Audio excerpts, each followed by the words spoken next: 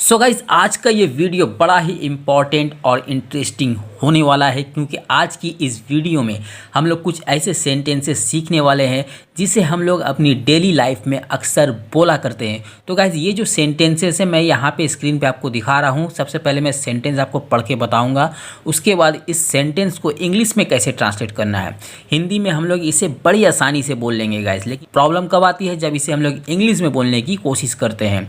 तो आज इस वीडियो में यही सारे सेंटेंस को हम लोग इंग्लिश में ट्रांसलेट करना सीखेंगे। तो चलिए सबसे पहले देख लेते हैं सेंटेंस क्या है, उसके बाद इसकी एडवांस स्ट्रक्चर भी बताएंगे। तो देखिए सेंटेंस है, भाड़ में गए तुम्हारे कपड़े। भाड़ में गए तुम्हारे कपड़े, या फिर भाड़ में गया वो। भाड़ में गया वो। अक्सर ऐसे सेंटेंसेस हम लोग कभी ना कभी बोलते हैं जब हम लोग थोड़ी गुस्से होते हैं, मतलब थोड़ी जब एंग्री होते हैं, उस वक्त हम लोग ऐसे सेंटेंसेस बोला करते हैं। जैसे कि भाड़ में गई उसकी धमकी। भाड़ में गई उसकी धमकी। उसके बाद भाड़ में गए तुम्हारे रिश्तेदार। भाड़ में गए तुम्हारे रिश्तेदार। तो इस तरह का सेंटेंस को हम लोग इंग्लिश में ट्रांसलेट करना सीखेंगे आज इस वीडियो में। तो गाइज़ अक्सर मैं आपको एक चीज़ बता देना चाहता हूँ, यहाँ जो सेंटेंसेस मैंने बोले हैं ये सारे सेंटेंस आपको एक जैसे दिखेगा। यहाँ पे एक वर्ड आपको कॉमन दिखेगा और वो है भाड़ में गए। भाड़ में गया, भाड़ में गए, भाड़ में गए, ये सारे सेंटेंस में आपको कॉमन दिख रहा है। तो आज इस वीडियो में यही हम लोग सीखने वाले हैं कि भाड़ में गए इसे इंग्लिश में कैसे बोलेंगे। तो गाइज़ मैंने यहाँ ऊपर स्क्रीन पे लिख रखा है, आपको दिखेगा। देखिए यहाँ पे मैंने लिख रखा है। देखिए भाड़ में गए, जब भी किसी सेंटेंस में आपको बोलना हो भाड़ में गए, वहाँ पे इंग्लिश में आपको टू हेल विथ का यूज़ करना है। किसका यूज़ करना है? To hell with. ठीक है, इतना आपको याद रखना है। जब भी किसी सेंटेंस में भाड़ में गए या भाड़ में गया का यूज़ करना है, वहाँ पे इंग्लिश में आपको टू हेल विथ का यूज़ करना है। अब चलिए इसके ज़रिए सेंटेंस बनाना सीख लेते हैं। तो हमारा पहला सेंटेंस है, भाड़ में गए तुम्हारे कपड़े। तो इसे इंग्लिश में कैसे बनाएंगे? सबसे पहले आपको लिखना है टू, उसके बाद हेल, जो एडवांस स्ट्रक्चर है सबसे पहले उसे आपको लिखना है, उसके बाद विथ। ठीक है। अब यहाँ पे देखिए तुम्हारे कपड़े मतलब क्या होगा? तुम्हारे का इंग्लिश क्या है? योर। कपड़े का इंग्लिश क्या होगा? क्लोथ्स।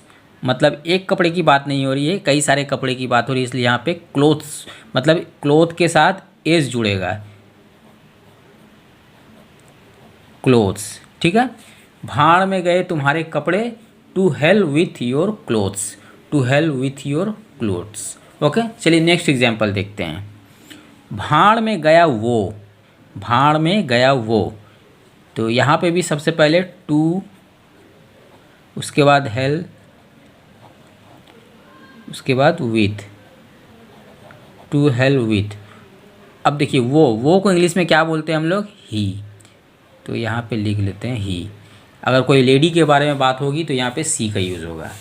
भाड़ में गया वो, to hell with he. To hell with he. Okay, चलिए नेक्स्ट एग्जाम्पल देखते हैं। भाड़ में गई उसकी धमकी। भाड़ में गई उसकी धमकी। तो धमकी को इंग्लिश में क्या कहते हैं गाइस हम लोग? वार्निंग। ठीक है, लेकिन सबसे पहले क्या यूज़ करना है? To hell with. लिख लेते हैं टू हेल विथ। उसके बाद उसकी का इंग्लिश क्या होगा? हिज। और अगर कोई लेडी के बारे में बात हो तो वहाँ पे हर का यूज़ होगा। ठीक है, हिज की जगह हर का यूज़ होगा। धमकी मतलब वार्निंग। वार्निंग। ठीक है। भाड़ में गई उसकी धमकी, to hell with his warning. To hell with his warning. Okay, चलिए लास्ट वाला एग्जाम्पल बचा है, इसे देखने के बाद आपको पूरा क्लियर हो जाएगा कि इस तरह का सेंटेंस को इंग्लिश में कैसे ट्रांसलेट करना है।